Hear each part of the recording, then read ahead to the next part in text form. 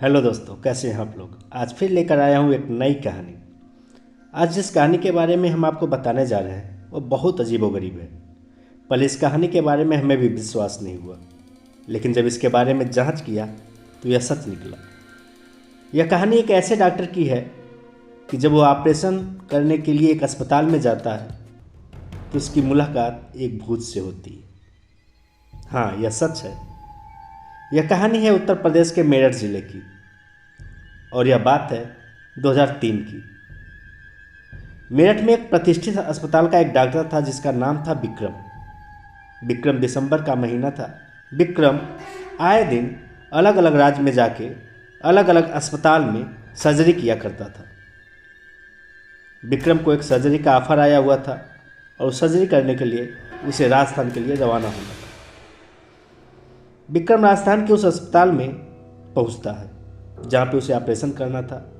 जब वह अस्पताल में पहुंचता है तो समय होता है सुबह के 2:30। सुबह का समय होने की वजह से वहाँ अस्पताल में बहुत कम लोग थे। वह क्या करता है कि वहाँ पास में एक कैंटीन में जाता है और अपने लिए एक कॉफ़ी लेता है, और कॉफ़ी लेकर वहीं बगल में पड़े एक चेयर पे बैठ के वह कॉफ़ी पीने लगता है। जब वह कॉफ़ी पी रहा था तो उस समय वह कैंटीन में एकदम अकेला था। लगभग 3 बज चुके थे, उसके आसपास कोई नहीं था। तभी उसे एक एहसास हुआ कि उसके पीछे कोई चल रहा है। पीछे मुड़कर वह देखता है तो वहाँ पर कोई नहीं था। फिर वह सोचा कि हो सकता है कुछ वहम हो। फिर उसने कॉफ़ी को अपने ओठ से लगाया और दूसरा चुस्की लिया। जब वह कॉफ़ी पी रहा था तभी उसे कान में बहुत जोर से तेज हवा चलने की आवाज़ सुनाई दी। वह चौंक जाता है, मुड़कर पीछे देखता है, वहाँ पे कोई नहीं था।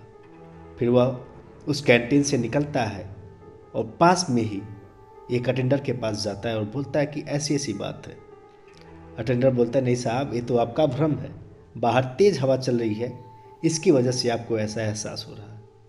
विक्रम भी सोचा कि हो सकता है बाहर तेज हवा चल रही है जिसकी वजह से हमें ऐसा लगा।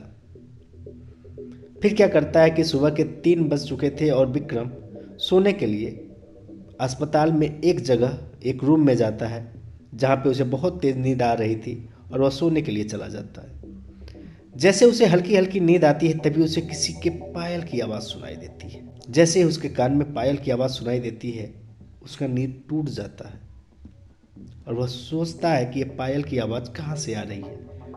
वह उसका पीछा करता है और पीछे पीछे उसके चलते जाता है, और सामने का मंजर देखकर उसके आँख खुले के खुले रह जाते हैं। सामने जो मंजर था उसे देखकर किसी का भी होश उड़ सकता है, क्योंकि वह अस्पताल अस्पताल नहीं, खंडहर में तब्दील हो चुका था।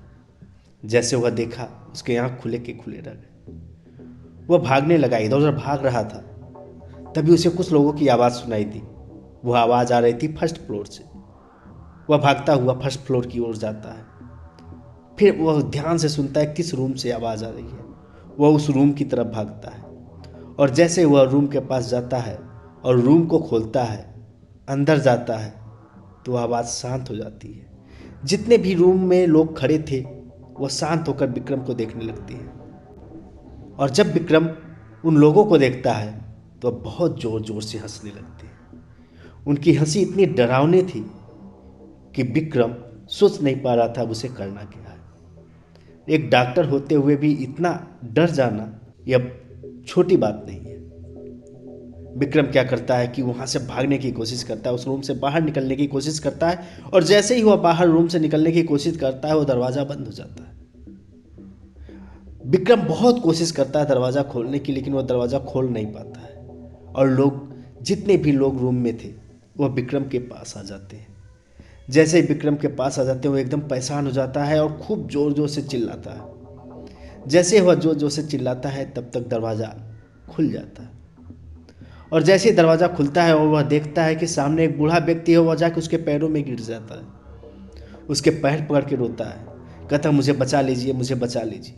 वो बूढ़ा व्यक्ति बोलता है, आप इतना डरे हुए क्यों हैं। विक्रम सारी बात उनको बताता है।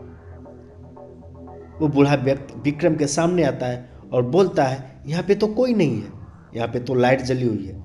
विक्रम भी पीछे मुड़कर देखता है तो देखता है वो खंडहर नहीं, वह अस्पताल हो चुका था। अब विक्रम क्या करे उसे कुछ समझ में नहीं आ रहा था।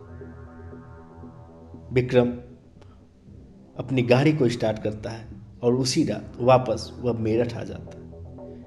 यह घटना इतनी डरावनी थी, उसके जीवन को झकझोर दी थी कि विक्रम आज तक उस घटना को भुला नहीं पाया। विक्रम के साथ जो घटना घटी इसके बारे में आप लोगों की क्या राय है? क्या यह एक सच्ची घटना थी या सिर्फ विक्रम का बहाव था? कमेंट बॉक्स में हमें ज़रूर बताएं। मिलते हैं आपसे ऐसे ही किसी नए कहानी के साथ। तब तक अपना ख्याल रखें।